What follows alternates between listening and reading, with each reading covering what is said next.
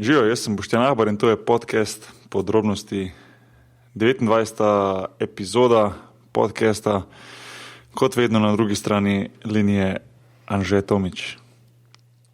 Živijo, ja, to je to. To nič mi nisi rekel, živijo, veš, sam povedal si me. Malo sem mogel spremeniti, da ne bo skozi isto.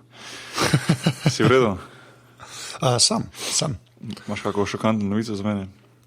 V bistvu ne. Poplavni bilo, evo, vreme, bum, ček. To je to. Poplavni bilo, ni bilo nekaj govora, da bo ful neko sranje. Ja, kazala je panika, očitno ne bo taka. Čeprav ne vem, kaj pa jaz vem. Tako da, ampak ja, načeloma zaenkrat ni še nič. Ok, držimo pesti, da bo še naprej suho. Če že toplo ne more biti. To je res. To je res.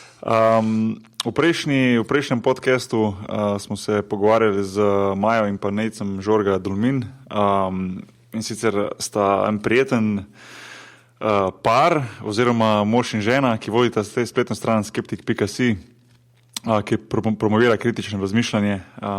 Zanimiva debata je bila kaj smo se obdelali, o Bigfootu, ja. O cepivih, o chemtrailih, a smo kaj spustili ven?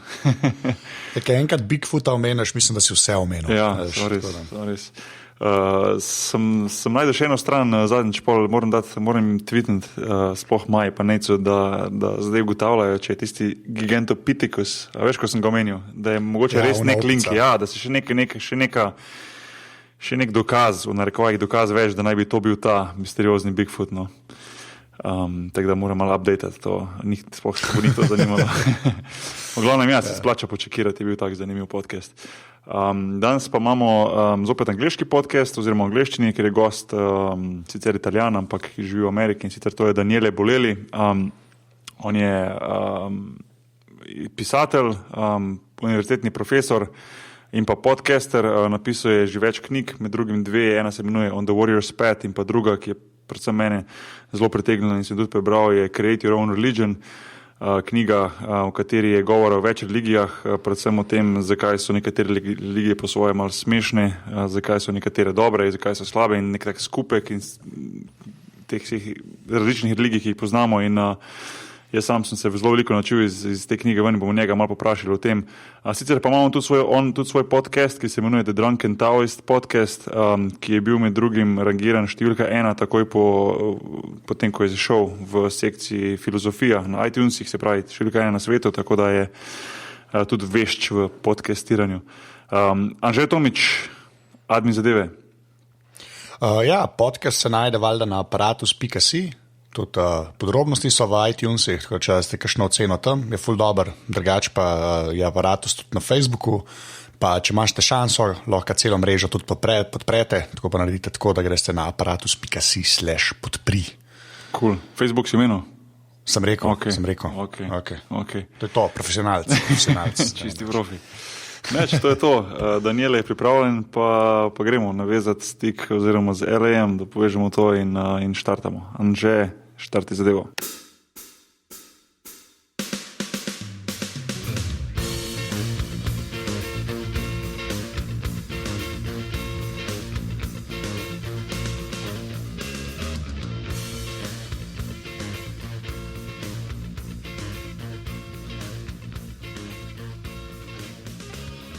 All right, Daniele Bolelli.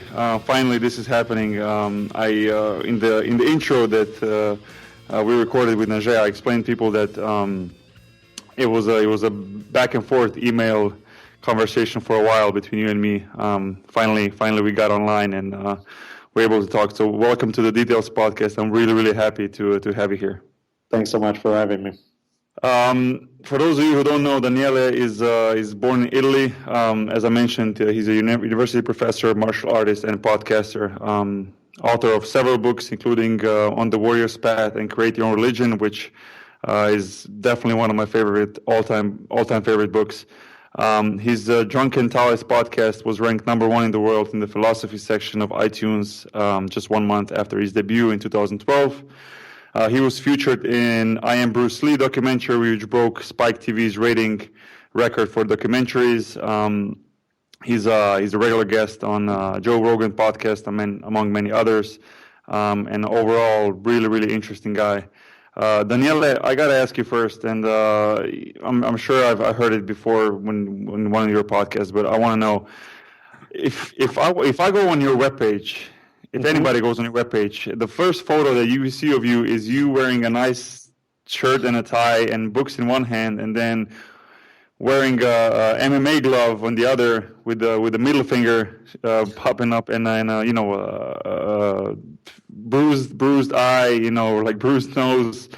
Explain this photo to people who would probably go on your webpage right now and look at this photo. It's a perfect explanation of Taoism, right? There's a little bit of yin yang right there. There's the nerdy, cleaner version, and there's the just tough and MMA rough version of it all. That's kind of what I'm interested in. I'm interested in people and things that encompasses more than just one set of qualities.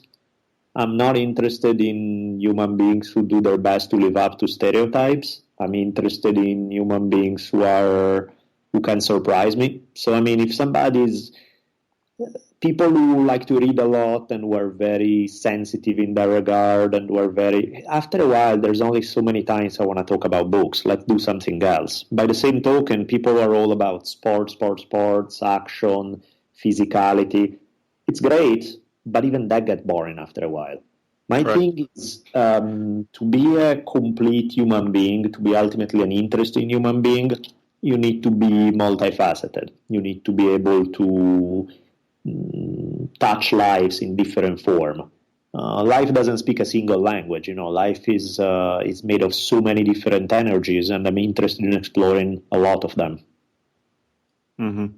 Yeah, I think that photo really sums it up perfectly. The way you explained, and listening to your podcast and listening to you being on other shows, it really it's a perfect one. I don't know who came up with the idea, but it's definitely a perfect photo. Let's dig it. You've been living in LA for how many years now? Since 1992, so that's now 22 years. Yeah, so it's been a while. We had every time we have from some people, whether they're from States or people who lived in the States and are from Europe, we always ask them, like, how did they adjust? How did they get used to living the American life? Especially living in LA, which is such a specific American city. The differences you had to go through once you had to get adjusted to living there. You're from Milan, right? And it's I imagine the cities are much different from each other. Give us your thoughts on that. Yeah, at first it was really rough because. The very beginning was great because for a few months I felt like this is the friendliest place in the world. I had 1 million phone numbers right away. People became friends much quicker than in Europe. I was like, this is awesome. But then I also realized people became friends really fast because the speed of life here is such that the odds are either you hit it off right away or you are never really going to meet each other down the road again. So it wasn't. Europe, a lot of it is you meet somebody, you start out slow, you develop more. It's kind of built over time. Whereas here there is no time. It's either right now or people are gone in about 3 seconds. So I find it there was an element of it that was sort of superficial. There's an element that's exciting because you do run into a lot of people, many of them really interesting human beings. But it also doesn't really give you, especially LA, where people come from all over the place, and the nature of American life is motion. People are here one day, the next day are across the globe, then they leave in, it's not like, in Europe you can't get away from people even if you want to. It's like you're going to find the same people you went to kindergarten with, they are still living in the same house 40 years later. Here, nothing stays the same. It's constantly changing. People are moving all the time. So that part was a little weird. I wasn't used to it. And also, to me, Italy, for my standards, wasn't friendly enough. I needed more of a tribal life. LA is 1,000,000 times less than Italy.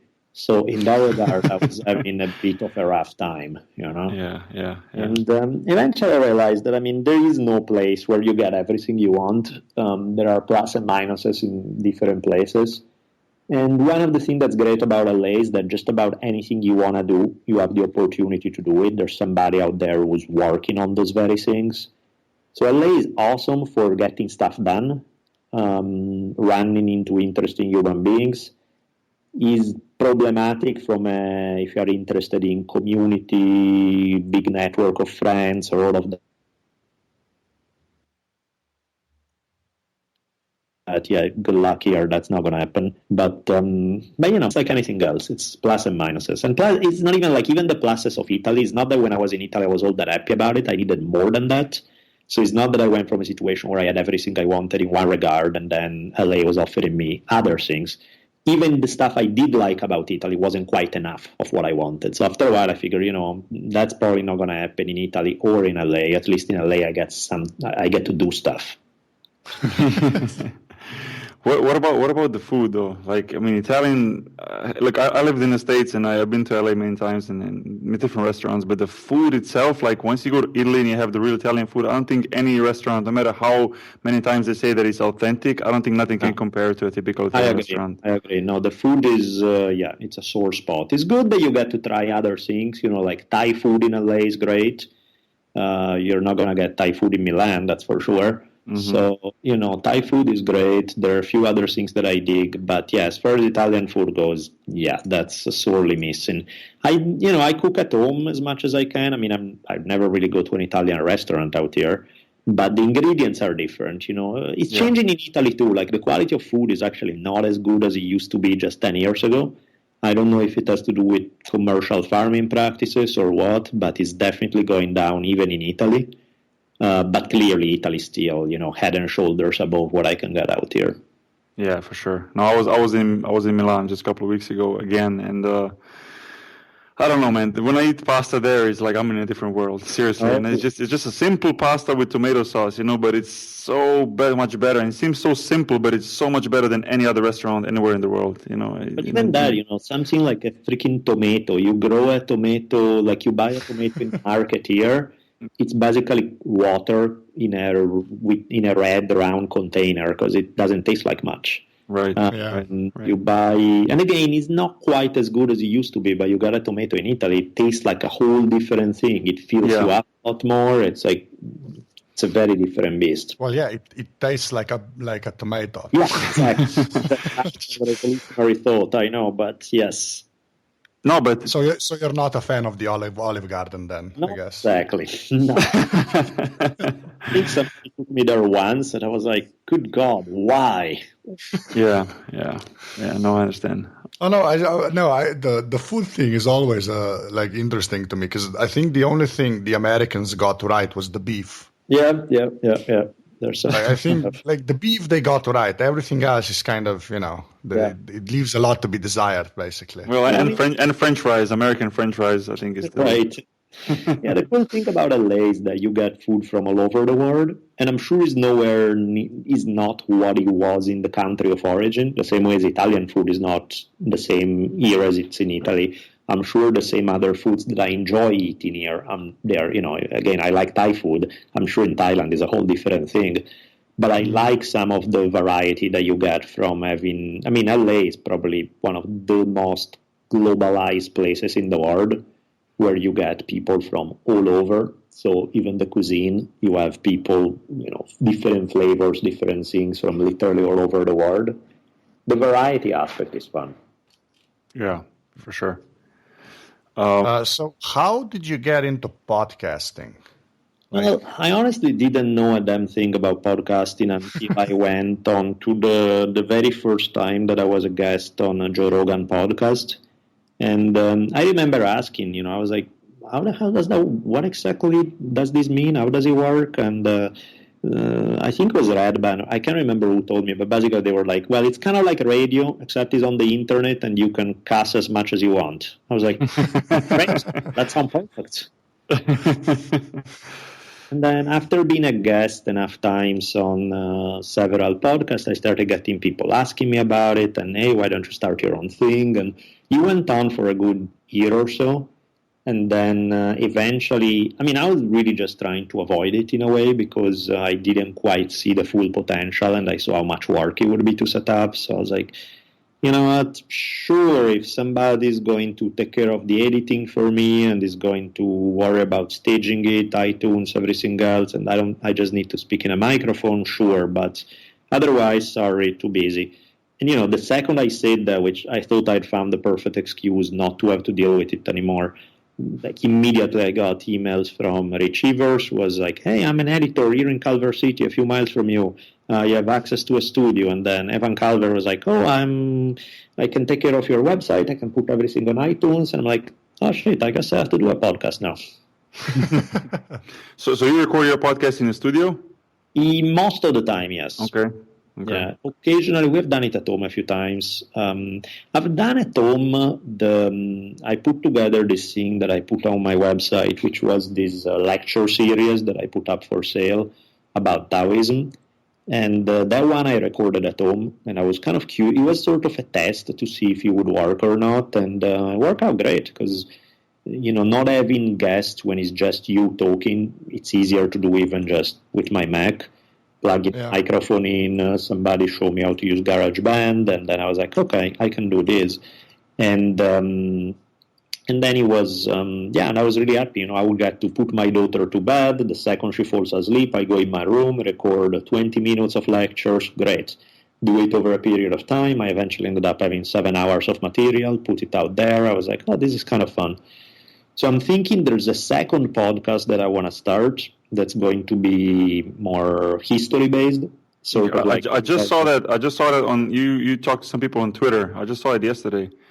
And I'm super excited about that. Do you have any time frame when you're going to start it? Because history is like one of my favorite topics, and obviously listening to Dan Carlin's Hardcore History is amazing. But adding you to the mix would be unbelievable. I can just imagine to add your special touch of the way you view religion, the way your view of the world would just make it unbelievable. So I just want to know how close is that to actually happening. I don't know. My goal was when I first figured out, I'm going to do this a few months back. I was like, okay, before the end of 2014. And now there's not much time before the end of 2014. It's definitely not going to happen. But I'm hoping early 2015, like maybe February or something like that. I'm not. So June. Yeah, exactly. Yes. Realistically, right now is I'm finishing writing a book, so I need to get that out of the way before I can dedicate any attention to the historical podcast. I did do some this summer, like I did put all the notes together, all the research for one episode, so that one I just have to record. That should be quick. But I really want to have at least 3 or 4 episodes recorded already before I start releasing them, because then the amount of time you have to research between episodes is so long that I don't want to have people waiting forever from one episode to the next. So I want to buy myself at least a little cushion at the beginning where I have maybe 3 or 4 episodes ready to go while I'm doing the research for the next one. Because that's what happens to Dan Carlin, I think. Because he's doing it on the go, and he's doing the First World War podcast now. And it's like 3-4 months in between one and the other podcast, which it's such an amazing podcast that is definitely worth the wait. But it is sometimes in between. You're like, when is it gonna come out? You're like waiting for it, and that wait is not always nice.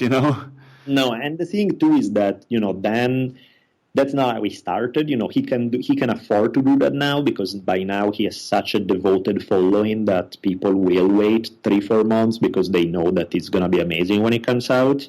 Right. Starting out, I can't afford to do that. I will need to release on a more regular basis. So I'm thinking like at least 8 to 10 episodes a year, something like that. So that means if I have to put something out almost every month or at least 6 weeks or so, 6 weeks is not really enough when, I'm working full-time in college, I'm doing a million other things. There really is not enough time to do all the research for a serious, heavy subject in history and put it together. So I really need to have at least an initial head start with a few episodes ready to go before I can start releasing them. Do you have more or less an idea of which time in history you wanna tackle more? It's gonna be all over. It's really gonna be just whatever is intense, passionate, makes for great storytelling. Then that's where I'll go. So I'm thinking, the first few, the one that I've prepared is all about the slave wars in ancient Rome, primarily Spartacus, but not only. There are three different slave wars during a period of 70 years in Rome.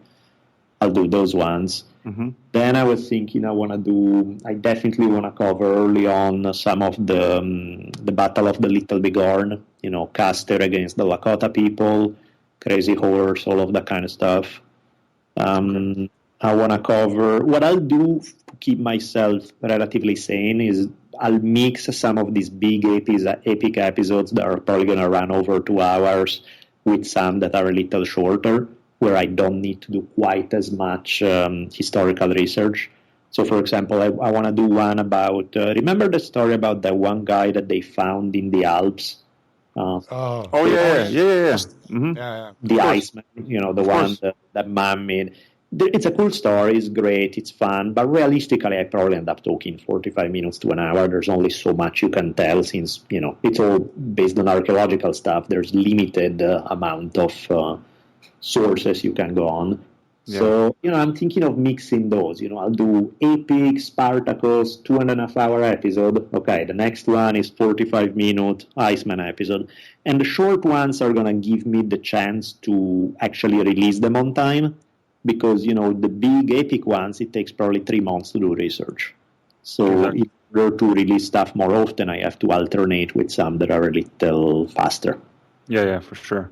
Do you like feed on the feedback you get back? Like, I mean, is that something that motivates you to keep going on, or is there also a part of you just doing it for yourself, for your passion of the history or your passion of religion, the podcast you're doing now?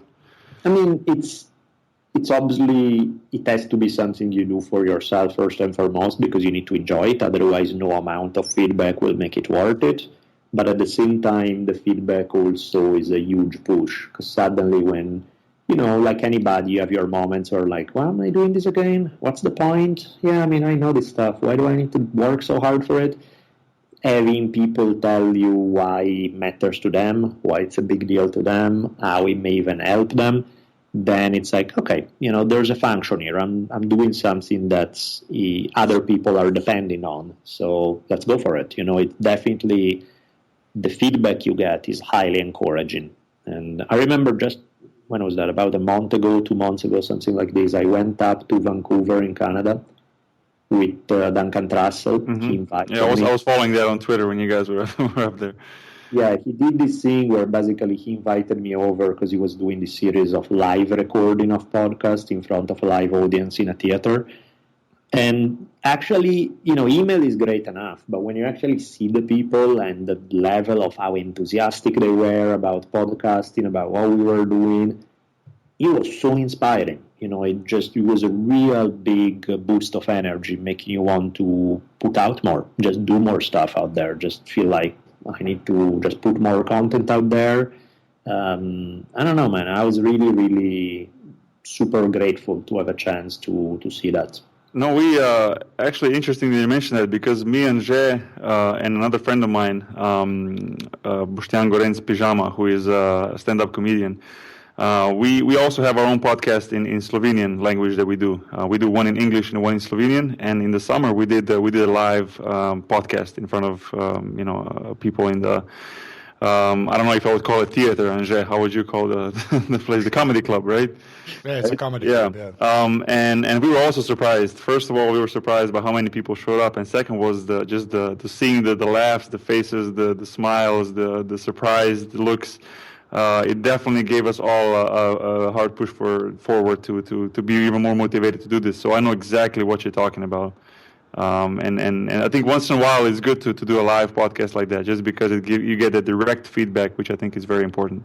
Yeah, I think that's the only thing that the podcasting community is missing, is more face-to-face stuff, because, podcasting is great because it allows you to connect with like-minded people all over the world. But then, when you open the door to your home, it's still the same thing, whereas, I'm interested in events or happenings where people can come together with the excuse of the podcast or something related to the podcast. But then really it's more about them meeting each other and, getting to know other human beings who are into the same thing in this regard. That's why I was thinking, it would be great for somebody like Duncan to do a retreat where, you go for a weekend away, where you do, whether it's podcasting, lectures, whatever. But it's really mainly so that the people who go there get to meet each other, Right. That is more, because that's the only part that's missing. It's too much of a virtual community and not enough of face-to-face community. And the virtual community is awesome. It's great. But why not add another level to that? Yeah. And I guess you're used to, talking to people since you teach, right? Yeah. I guess that's kind of... Because Andrzej had he was so nervous before we did our last podcast. Andrzej, be a man and admitted that you were super nervous when we did. Yeah, because every time there's a crowd, I get really nervous. Then when it starts, I'm okay, but before it starts, I'm a nervous wreck, basically. Which I imagine you don't have that problem since you teach, right? I mean, you do to some degree. There's a little element of that's always there, but I think it becomes small enough that is not that paralyzing feeling anymore, and that's what makes. I mean, even like Duncan, Duncan Russell does a million live comedy events and all of that. And I remember backstage, he was really excited, but there was an element of nervousness, right? But that kind of nervousness that doesn't really make him stop or skip a beat, just that keeps him on the edge. And I think that's the difference of when you do something long enough, it doesn't really go away, but it lessens to the point where it's just excitement. And it's not so much oh shit, I have to do this thing, I can't breathe anymore, my muscles are becoming all tense. It's kind of like, you guys should know very well, it's like sports, right? If you go in the crowd, the first few times you do it, it's hell. If you start doing it every week for years in a row, you're like, it's another game, whatever. Yeah, but even though I've been playing professional basketball for I think more than 15 years now, I still get nervous before games. But it's not that nervousness that it would be a negative. It's an exciting feeling. Like I'm excited about it. My palms get sweaty. I could say that I'm a little bit nervous, but if I wouldn't be, I would think that something's wrong. Like I like that feeling. I need that feeling. I think it's necessary to perform well. And again, that's the one you are saying, right? Is not the one that paralyzes. That's the difference. Exactly. Yeah, for sure. Excitement, nervousness is fine. The one that's not fine is the one that paralyzes you, which is the one that you are going to have. I mean, especially public speaking, if you don't do it regularly, most people do get that feeling of like, oh shit, I have to speak to all these people. What am I? It's scary. It's weird. Yeah. Did that ever happen to you in the past? That even in the beginning when you started teaching and you had people, their eyes open and looking at you, that you like stuttered for a little bit and couldn't continue? Like, did it ever happen to you, or you were always able to go just through it? I think I got through it, but it was at the edge, right, where it was like, ooh, damn, this is where you feel it beforehand. And, after a little bit, I started getting more and more used to it. I became less and less nervous. But I remember, once was really funny because I decided I would sit in a class the first day of classes in a semester. I wanted to sit among the students, kind of just to get the vibe from them. And then I would get up and start, right?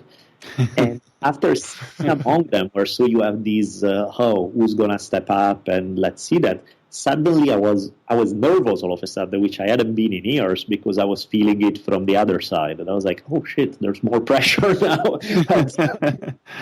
Yeah, okay. I know what you're trying to say. Interesting. Yeah. Andrzej? So speaking of teaching, like what do you teach? I teach primarily, I've been kind of all over the place. Lately it's primarily history. I'm teaching American Indian history. I'm teaching U.S. history, and that's awesome. Since you're an Italian, I know it's awesome. funny. And, and I never really took a U.S. history class in my life before, so that's kind of fun. U.S. history, Native American, and history of religions, world religions. Oh yeah, okay. See that makes more sense for an Italian, I guess. The religion stuff. But I think I've been really all over. Like I taught Like, for example, most ethnic studies department in US, the only people who teach in those departments are people who are from that particular ethnicity. So, in an African-American study department, everybody's African-American. In a Chicano-Latino department, everybody's Chicano-Latino. In an Asian-American study. And I ended up teaching in 2 different of those departments because I've taught regularly for a long time in American Indian studies. And I've taught courses in Asian American studies, and I'm neither of those things, and somehow I ended up doing that anyway. I think that kind of is my way of, I don't really fit in a simple box where, I went up to one day an Asian American study department when I'd barely gotten my first master's, and I went up to this department at UCLA where you can only teach with a PhD. The expectations is that probably you should be Asian American, and you probably should have done a bunch of university work in Asian American studies. I had 0 work in Asian American studies. I was not Asian American. I did not have a PhD, and I ended up teaching for them anyway. And part of it is because I ran into a cool person that he liked the project. I basically told him, look, I can teach this course about history and philosophy of martial arts, and also about martial arts in cinema. If you don't give it to me, it's not like you're going to find somebody else who can teach that stuff. So, you decide you either like the class and you pick me, or you don't do it, period, because there's no one else who's going to be able to do it. And I think he was open-minded enough and cool enough that he was like, yeah, I think students would dig it. Why not? Let's go. And in fact, I had a blast doing that. But, it's like that has been kind of my MO. People here expect you to, especially academia, they want you to specialize in one thing and be the guy who's all about that. That's not how I work. I like to focus on a bunch of different things, and to me, it makes it more interesting. So, what would you describe your teaching style? I read on your webpage a comment that many students would call it a half stand-up comedian, a half Zen master. I like that. I'm sure it's got to be really interesting to be your student. Like, how do you approach teaching? Like, what really is your style, and how do you try to motivate the students to follow to what you're trying to teach? I think that's why the Hardcore History by Dan Carlin resonated with me, because that's sort of my approach. It needs to be entertaining. It needs to be, I don't expect you to care about the subject or to have any previous knowledge. I just expect you to be a human being with emotions. So we sit down, and to me it's like sitting over coffee with a friend, and you're just telling them some really amazing story. And then you're kind of tossing it back and forth so that it becomes something that they can see how that particular tale either is just such a cool storytelling that you get into it, or it's something that can relate to your life. And then you start thinking about, you don't have to be intrigued in the specific topic. You care because the issues that topic raises affect your own life, and they are very real.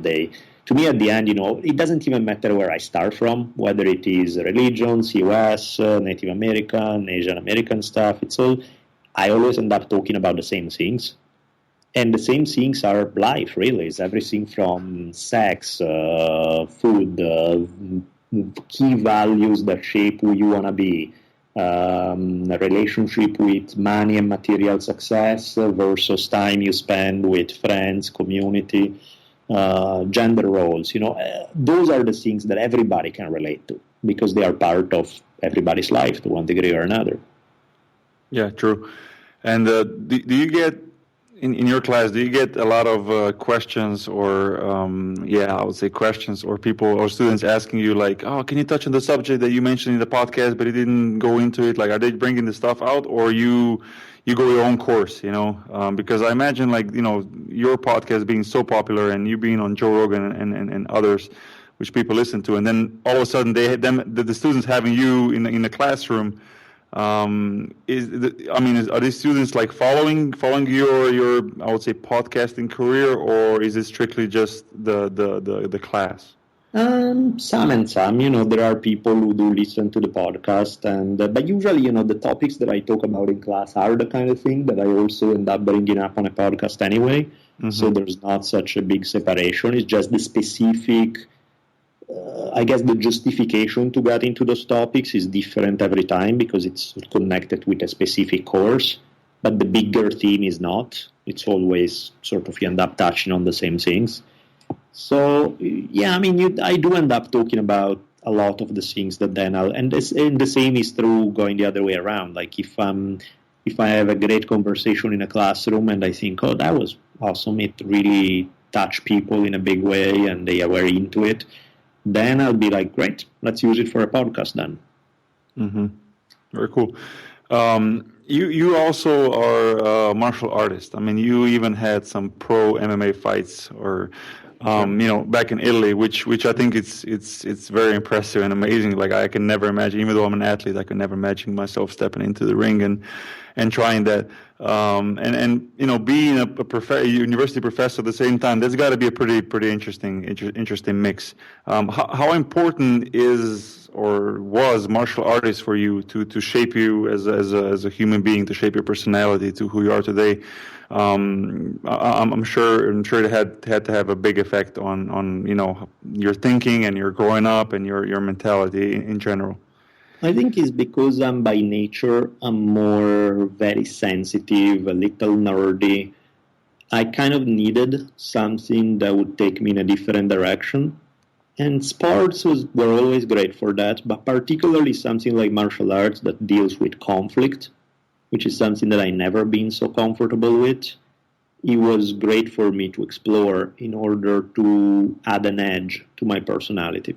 Otherwise, my personality was a little too soft, sort of those nice, sweet, mellow, kind of nerdy, but, not enough fire. Or rather, a fire that's purely intellectual, and that's not the same as the fire that you find in tendon and muscles and blood and body, So it was great for me. It's been a really good thing in terms of character building because it's not what I'm naturally drawn to.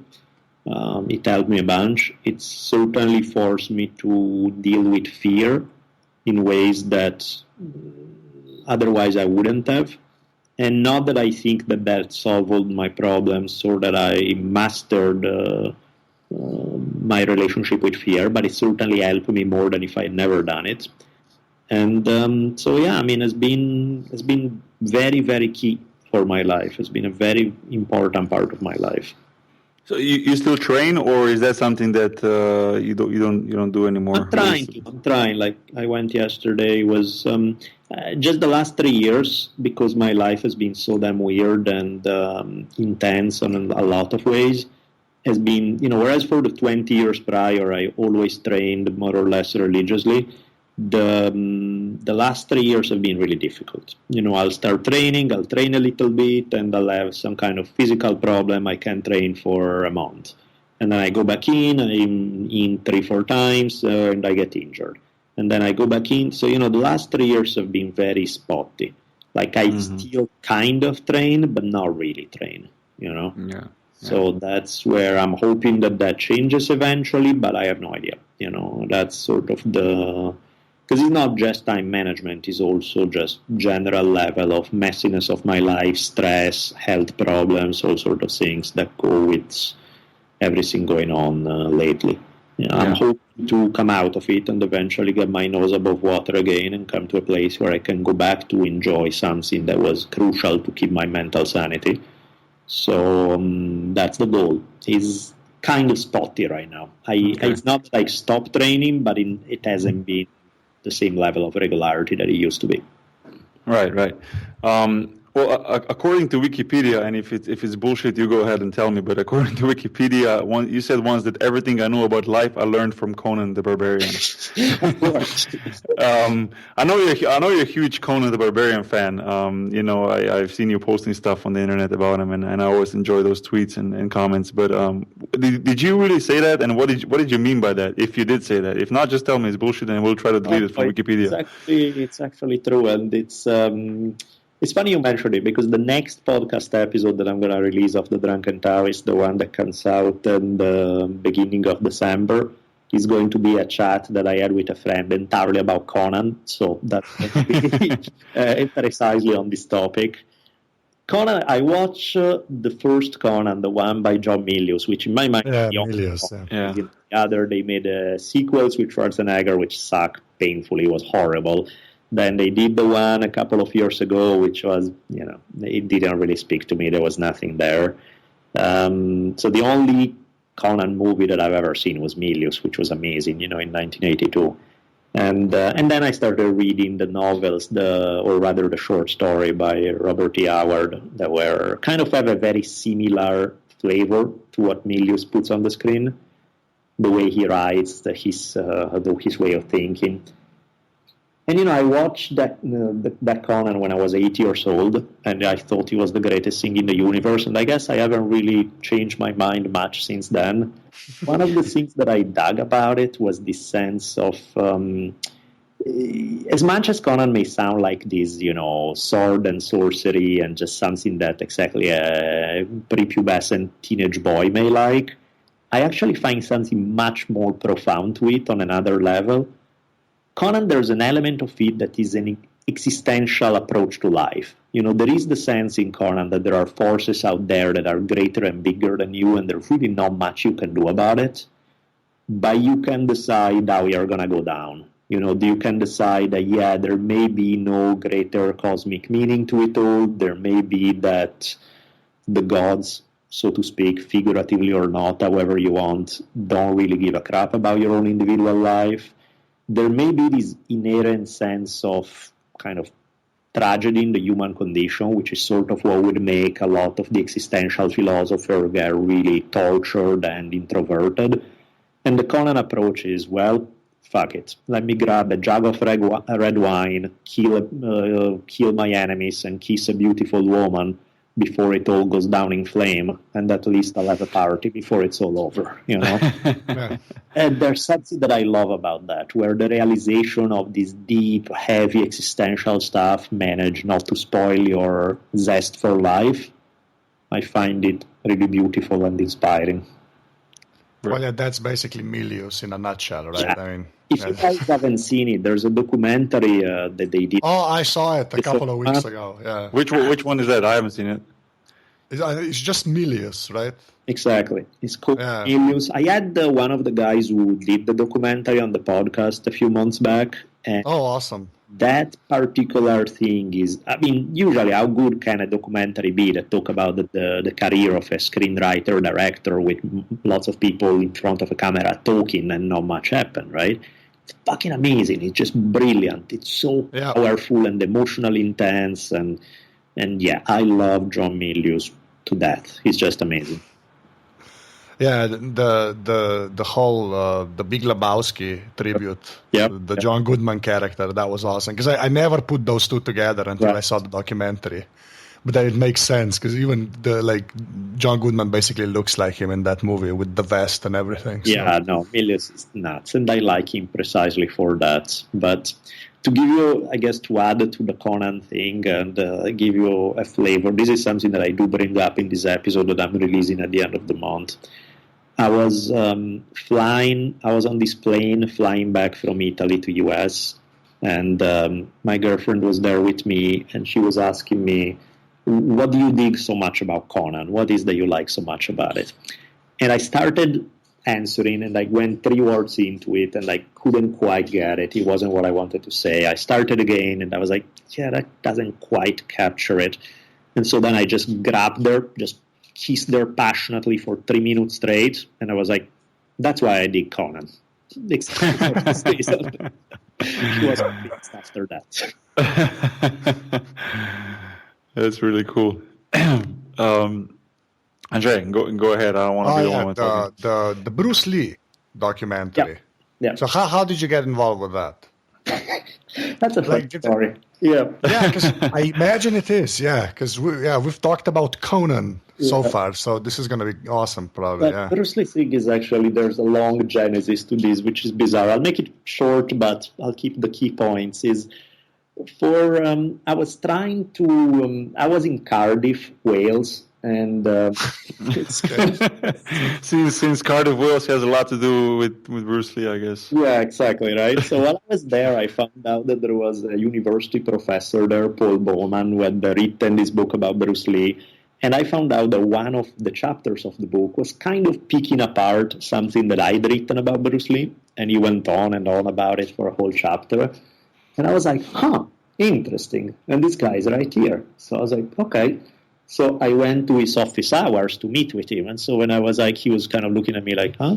And I'm like, oh, Daniele Bolelli. And I'm probably making this up. I'm actually 95% sure that I'm making this up and this is not what happened, but I like my version better, so I'll tell it that way. I could swear that in his eyes there was the moment of, oh shit, this guy read what I wrote about him and he came from Italy to kill me. He's even, Godfather style to exact reverse. So he was super polite with me and super nice. And the more I played nice with him, the more he was like, no, but I really like your stuff. Da, da, da. And eventually we left, and it was all pleasant and mellow. And eventually what happens is by few months later, I get this call from somebody saying, hey, we're shooting this documentary about Bruce Lee. Paul Bowman, who we contacted because he's the top academic dealing with Bruce Lee issues, strongly recommended you for your writings and stuff. And so we have tomorrow, we are interviewing Kobe Bryant. So right after, we could interview. I'm like, sure, I can fit right after Kobe. I can do that. So that's how it went. It was kind of like a last minute thing. And I just went in, we did the recording. I hit it off real well with the director, Pete McCormick, who's a really great guy, smart, brilliant, and ever since we've been trying to work together on some projects. So it's been great. I had a blast. Very cool. And it was it was on Spike TV, correct? Yeah, it was on Spike. It gave me a chance to meet Shannon, Bruce Lee's daughter, who then became one of the very first guests on my podcast. So it was great. Cool. I had a really good time with it. And Shannon was a super sweet lady. I was very happy to have a chance to meet her. So very cool. And what's your opinion on Bruce Lee in general as an icon? Obviously he's a world known was movie star, whatever you want to call it, martial artist. But he's been so much more than that. I mean, I'm sure you have your own view on him as a personality, as an icon, and I would really like to hear that. Yeah, I mean, one of the things about Bruce Lee that made him who he is his fire. He could have been, doesn't matter what he would have done in life, he would have had that fire anyway, and people would have felt it anyway, because his personality was just so much more intense than most other people. He happened to have the luck to push it through writing and fighting, which were things that gave him enormous notoriety. But again, part of it is just, somebody else tries to do Bruce Lee is not the same thing. It's just that power that he has and his own personal charisma. And one of the things that I dig about him is his philosophical approach to life.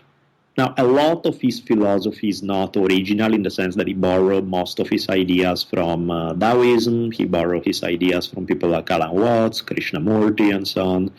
But it doesn't matter because he kind of repackaged it and adapted it to a different cultural context. And the ideas were brilliant. He conveyed them beautifully. And his approach, the whole thing he did with Jeet Kune Do, the martial art he created, saying basically this is not really another martial art style.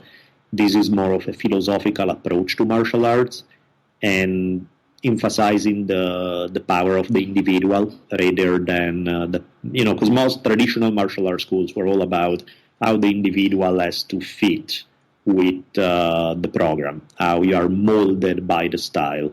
And his thing was the exact opposite, is how the individual can and should borrow from many different styles to enrich their own natural talent. Mm-hmm.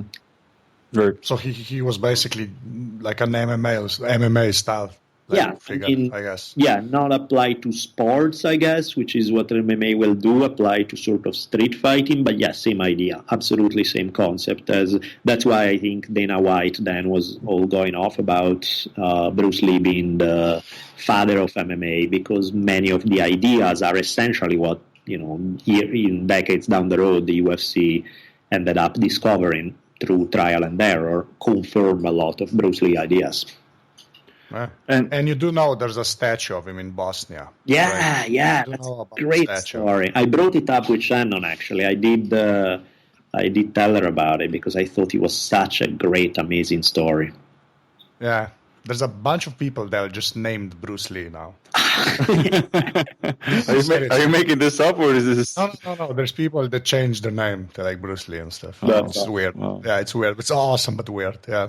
No, because he just means. I mean, he grew. I mean, the people who are Daniela are your age, or in between your and my age. I'm a little bit younger than you are.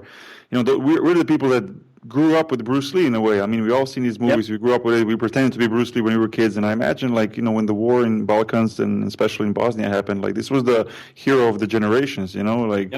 And the way I read about the statue and what it means to people there, and it's just has so deep of a meaning that they put in Sarajevo, that they put this, actually not in Sarajevo, I'm sorry, in Mostar. They put the statue up because it with the intention to bring all these different ethnicities together, to bring it into to bring it as one. It's a symbol of solidarity, and it just shows how big of a star he really was, that he had that kind of power to, in one of the most zones that's seen the most war in the last 20 years, that he's the one his icon, his name is the one that's trying to bring the people together.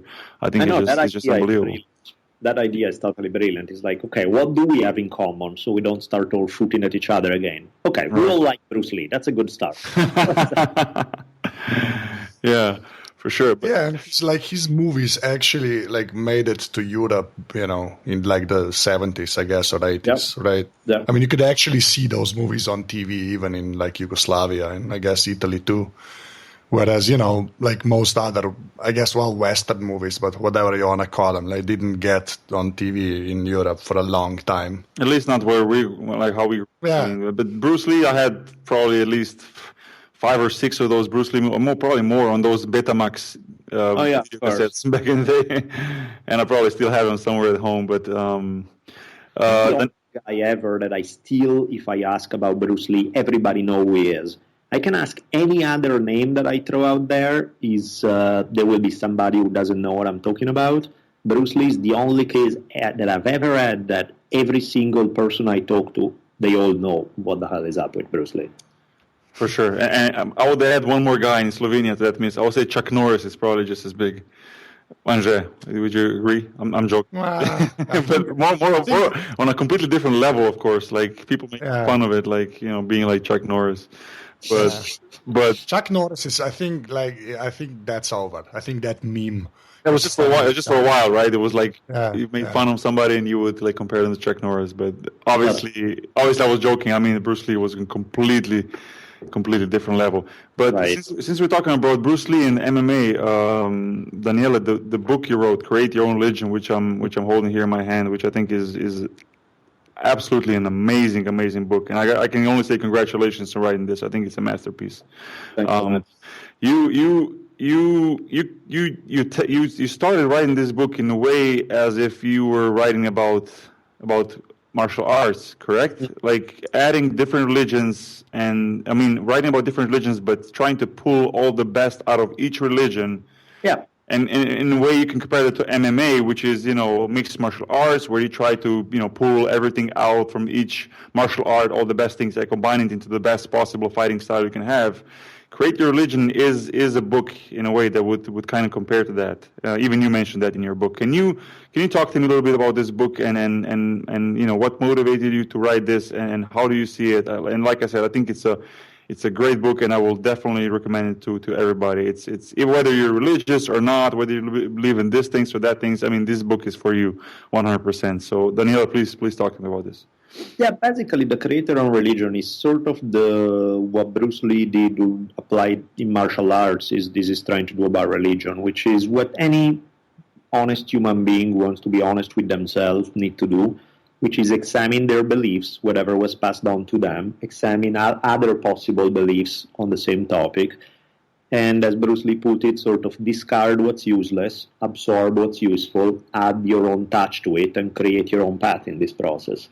So when it comes to religion, people kill and be killed in the name of religion all the time. People will, and a lot of it is not even, like sometimes I wonder, like, do you really believe this stuff, or is it just that you develop an emotional attachment because that's how you are raised? And so to me, it's not an insult to question things. It's a way to make it better, to make it real. I mean, maybe you find out that everything you believed is exactly right, but you have now good reason for feeling that way.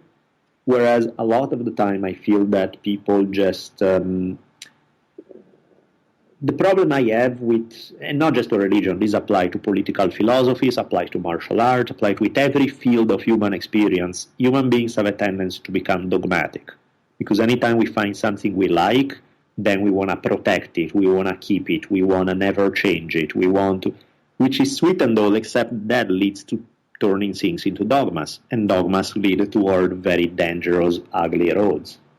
When it comes to religion in particular, religious dogma does a lot of damage, which does not mean religion does a lot of damage. It means religious dogma does a lot of damage. So my thing is, how can we keep the best that different religions have to offer without being bogged down by all the ugly, negative stuff?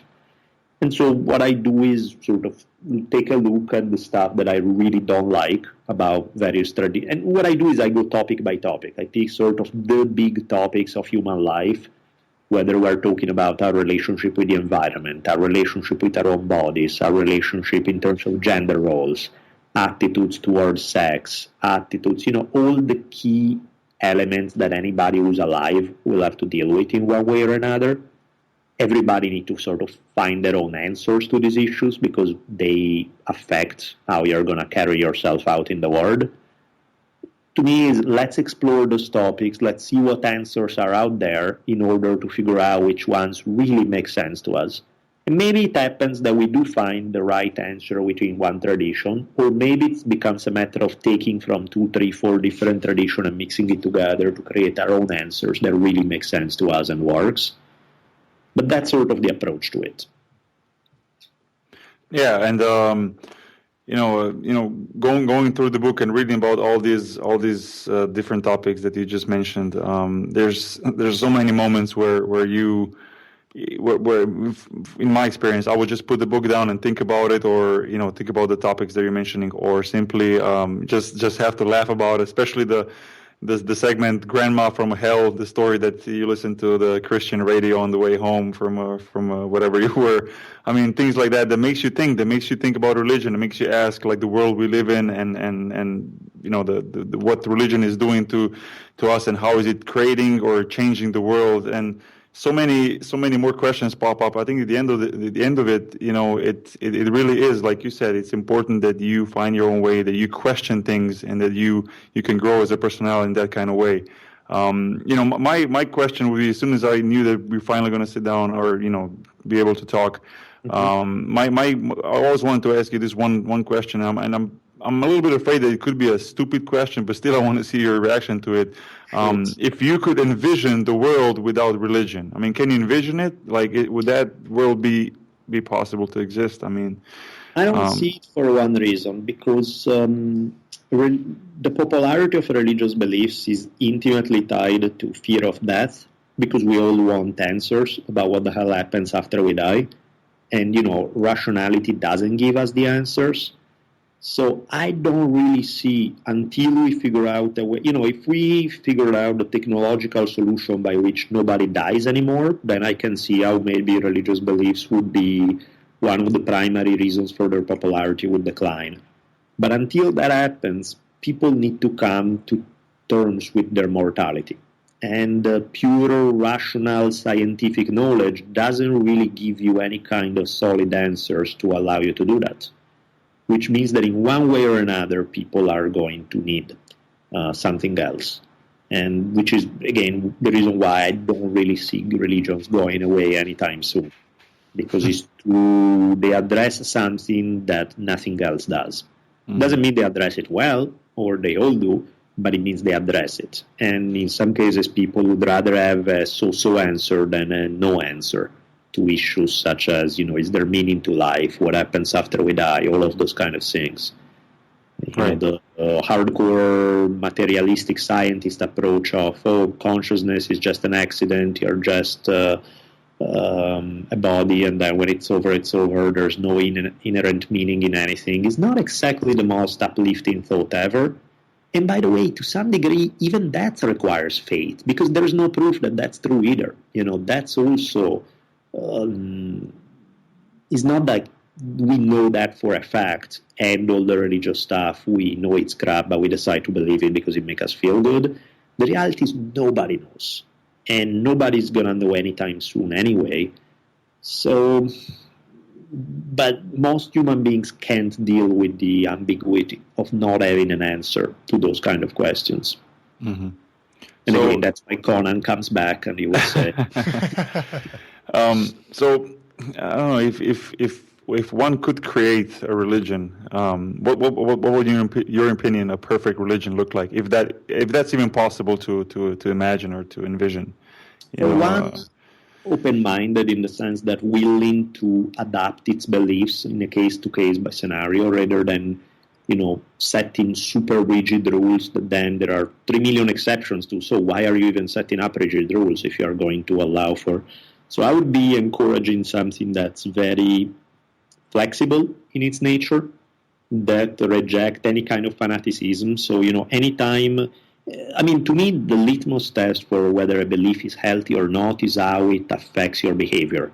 If it makes you a nicer human being, if it makes you nicer to your neighbor, if it makes you help the old lady cross the street, I don't even need to agree with what you believe, but I like it already because it is making you a nicer person. If your beliefs make you want to chop the heads of the people who believe different from you, it's a horrible belief. It doesn't even matter what it is. It could be great, but if that's how it affects you, it's a bad deal. So I'm interested in those beliefs that help elevate the quality of human life, which of course there's an element of it that's subjective.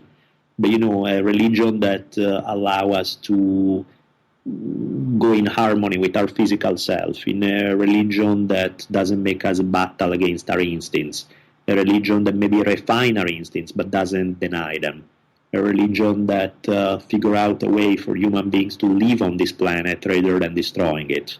Those are to me the key, and these are just a few, religions that don't put one gender down or make life incredibly harder for, in this case, historically it's been primarily women. Religions that basically help the greatest number of human beings live a happier, more fulfilling life. And I guess those are some of the specific things that come to mind. And is Taoism a lot of what you mentioned just now? Because it seems like when you're reading the book that you're, I don't know how to phrase it, I'm not going to say that you're in favor of, but it seems like you're definitely leaning towards Taoism and the religions similar to Taoism. Taoist philosophy is brilliant. The way Taoism has turned into a religion sometimes is interesting, sometimes is not, as people made it. Again, you can come up with the greatest idea and people can still turn them into dogmas. So some Taoist religions not nearly as interesting as some of the more purely philosophical approaches to Taoism. Some Buddhist ideas are great. I tend to like more some of those, but some being the keyword, because there are certain aspects of Buddhism that I really don't dig. There are aspects of religions that I'm not as fond of that are actually really interesting and good.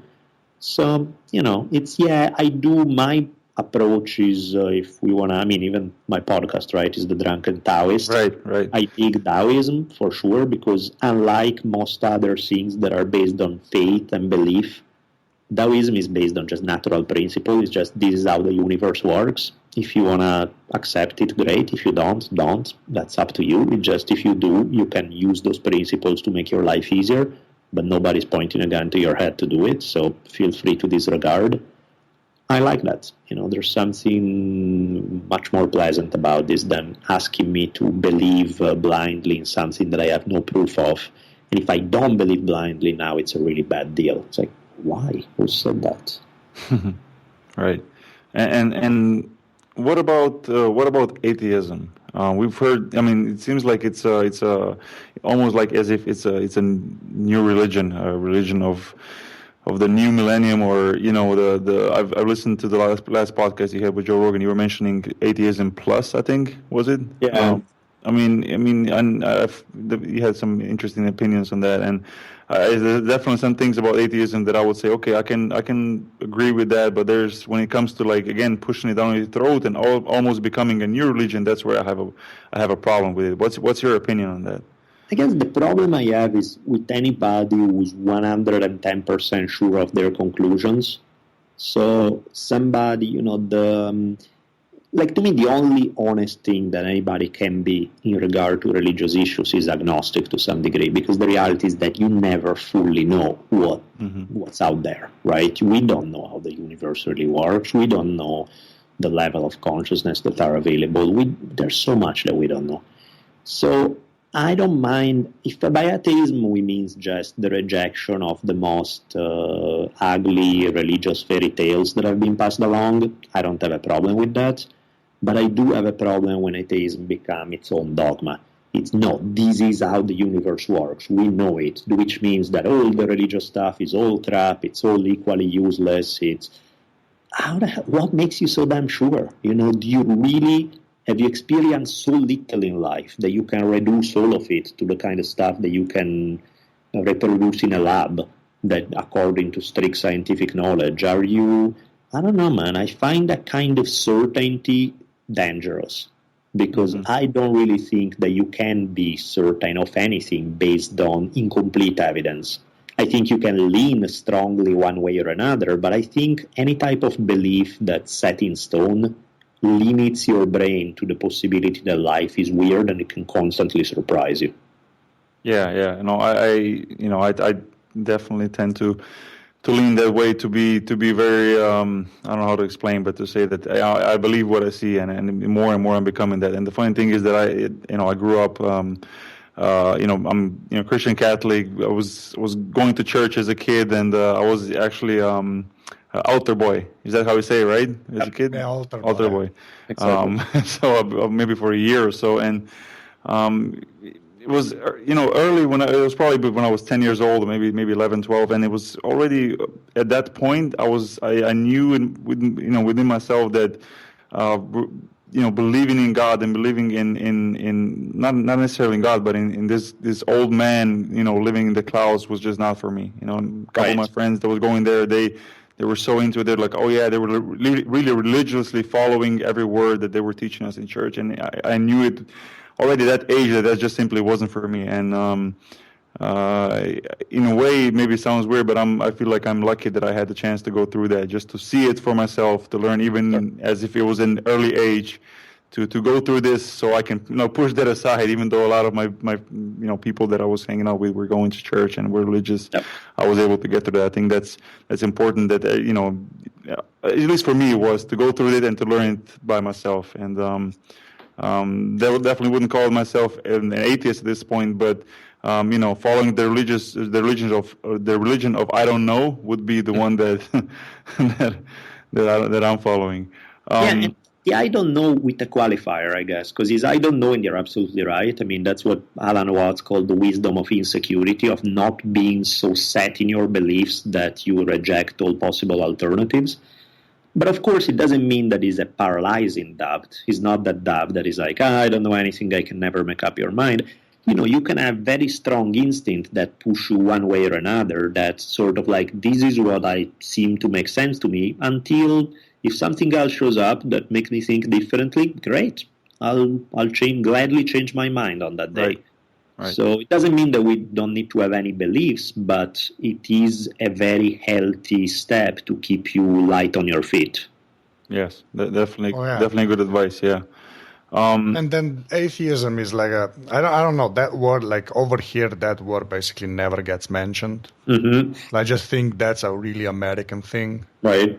Because America's America, I guess. Well, and also because your organized religion is really big deal. It's such a big deal that then the opposition to it also becomes a big deal. That's why I think that's a great point, because I think it's just that it's basically just because organized religion is such a huge thing there. The opposition has to be stronger, I guess, than it is over here. Yeah, absolutely. Because when I grew up in Italy, it's like, how many people did I know were really hardcore Catholic for real? Very, very few. out here, it was a trip, man. Just like the degree to which people were really strongly, big time religious, it was really nothing that I'd ever seen in Europe before. Which surprises me like all the time. Yeah, me when too. I talk to people from America, like it just that's maybe since the 2000s and the whole Bush era, right? You got a glimpse of that even like through just the news, right? Because you hear about the Karl Rove stuff and the born again people and all of that. But like that never even entered my mind that was actually part of America, because America was supposed to be, the people fleeing from religious persecution, and then, it's a trip. And again, LA is nothing compared to most other places in US. When you travel through so much of the United States, it's like got this, got that everywhere, very strongly felt. In a way that kind of freaked me out. I can imagine, and you're Italian again. We see this is we're coming full circle. So that's okay. They really must be weird. So okay. Yeah. Daniele, without getting into it too much, but still, as a parent, I have to ask you, because you're such I really look up to you in that regard. You had a heavy tragedy, a few years ago with the loss of your wife, and being a parent, you have a little girl. I think she's about 4 or 5 years old now. 5. Yeah, she's just like my oldest daughter, and I'd like to know how did you adjust to such a heavy loss? Like as a parent, like how did you get through it? I mean, like I said, it's I'm really looking up to you in that regard. It's really nice to see you, like in the last podcast that you were with Joe Rogan, which I mentioned a couple of times. Your daughter was there. I mean, it was special, and how did that change you, and what kind of father are you striving to become with all these things that you just mentioned now in the podcast that you're doing? Obviously, you have a very busy life, but still. Yeah, I think it's halfway pat myself on the back, halfway not, because clearly, my daughter is happy. She's now 5, so it's been almost 4 years. I clearly have done something right in that regard, but at the same time, there's clearly something that I've not done right, because I've paid a heavy price, because obviously I haven't dealt with things probably in the best possible way. Not that I know what the best possible way is, otherwise I would have gladly done it. But, the fact that I had 1 million health issues over the last 3 years is directly connected with mental issues, with the fact that I was... stress had to go somewhere, and through sheer willpower I didn't let it go to a place where it would make me ineffective in taking care of my daughter, but my body took a toll. So the combination of heavy grief and stress for a long period of time, I'm still trying to figure out ways to adjust to it. In some ways my life the last 3.5 years, I've done so much stuff that I'm very happy about.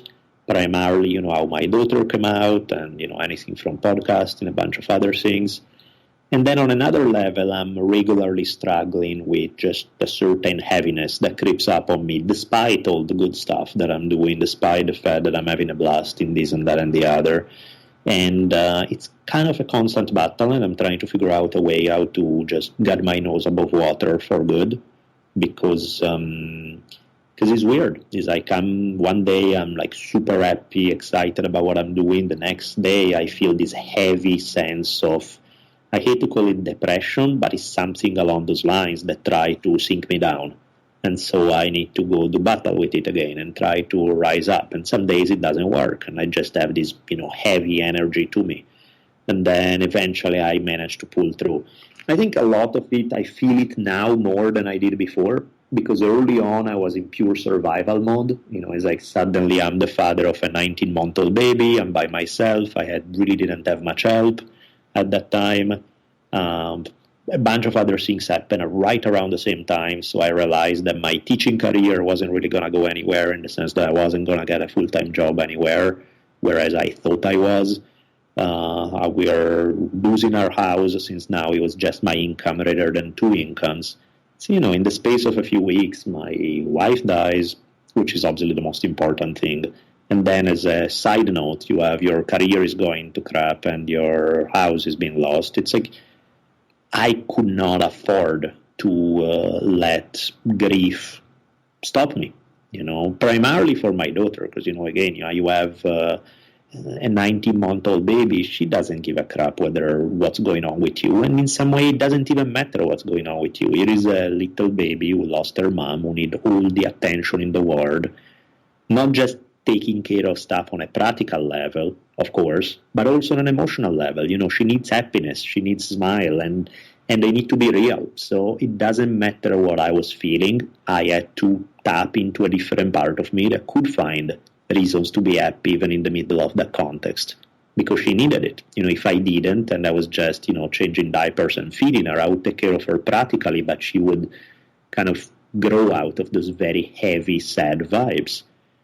So, I did it through really just, I have no other option. I need to do it because that's what will help her dramatically. And I think eventually when things slow down a little bit, where I'm like, okay, I'm not in the same degree of survival mode. I think more of the emotions come out, and I'm still dealing with them now and trying to figure it out. I'm still, and it's a day-by-day thing, really. Just some days I feel like I'm doing great, and some days I'm like, oh, shit, we're still here. Yeah, I can't even imagine, but still, like I told you before, and I really mean it. Like it's you're like a role model when it comes to that. Even though that obviously I don't know you that well, and all that, but still, like it's good seeing you that you're taking care of your little girl, and you're being really good at it. And you should pat yourself on the back more often. There are the times, though, that is funny when you see, kids are such a good mirror for where you're at, because, it's so easy to lie to ourselves. Mm-hmm. Like when suddenly I notice, you have to repeat the same thing for the 7th time as it's normal that you have to do with kids, or, they spill their milk all over and if all of a sudden you see yourself jumping with this, damn it, what the hell is it? Why did you do that? Why do I have... And then you look at yourself like, really? This is where we're at. And it's like, so I realized that it's always just under the surface. There's that element of being tired and frustrated and overwhelmed. Yeah, and so, it happens to all of us. Yeah, it's that constant battle, right? For sure. I mean, it happens to me a lot of times when I just got to calm myself down and be like, calm down. It's just, she just spilled the milk. It's not a big deal. Like, sometimes you when you make a step back and you look at it, you realize how not important some things are that we worry about. But I know exactly what you're saying. Yep. Last question for you, and I like to ask that all the people, or most of the people we talk to, unless I forget the question, is where do you see yourself in the 10 years? Like, where would you like to see yourself in 10 years? Where do you think you're going to be 10 years from now? Where I would like to be alive. That would be a good start. I would like to be healthier physically and mentally, or I'm in a place where I kind of dealt with this stuff better, where suddenly I'm not living under this heavy load all the time. And I would like to shift my energy so that I can put it more and more into things like podcasting, and there are a few cinema ideas that I'm having that I'm playing with Pitch McCormick. See, hopefully something like that goes through in terms of screenwriting. Books, more of my creative side. I would like for that to become rather than a fun hobby that's giving me some income and it's pleasant, something that become maybe even something that I can completely shift toward. Not that I don't like teaching, I love teaching, but I think the whole bureaucracy that's behind it, the whole academic mafia that I have to deal with, I'm tired of dealing with it. It's sort of sucking the fun out of teaching a lot of the time. So in the best possible words, I would like to be able to do more of those things. Mm-hmm. That's kind of the goal. Yeah, well, I hope it happens for you. If you're ever, we were in touch in the last season, and again, if you're ever in Europe, please contact me. Absolutely, I'd definitely love to see you at one of my games. It would be a pure pleasure to have you at games, and maybe we can sit down and go for a coffee after that, and talk more. I have a million more questions for you, but we'll wrap it up here. Daniele, thank you so much for your time. Thanks. I really appreciate it. This was a dream come true for me. I've been, like I told you, I've been a fan of yours for a long time, and and finally talking to you. It's been a real pleasure. So thanks a lot. Thank you so much. And when you make it to this other side of the ocean, then we'll reverse roll, and I'll get you on the Drunken Taoist. I would love to. I'm actually planning to come into States in the summertime, so I'll contact you, and hopefully we can get together. It'll be real cool. That would be perfect. Andrea, what do we have for the end? Do we have any of your admin stuff that I like to say? Well, the podcast webpage, what else? iTunes, yeah, so on the and so on. podcast is on the details.com is the webpage, and then it's also on iTunes. So if you can leave a review there, that'd be great because other people can find the show. And other than that, detailspodcast.com. That's it. Yeah. Well, that's it. We'll wrap it up here. Daniele, so have a good afternoon. Thanks again, and we'll keep in touch through Twitter and emails and all that. And really appreciate your time. Thanks. Perfect. Thank you, guys. Thank you. Thanks.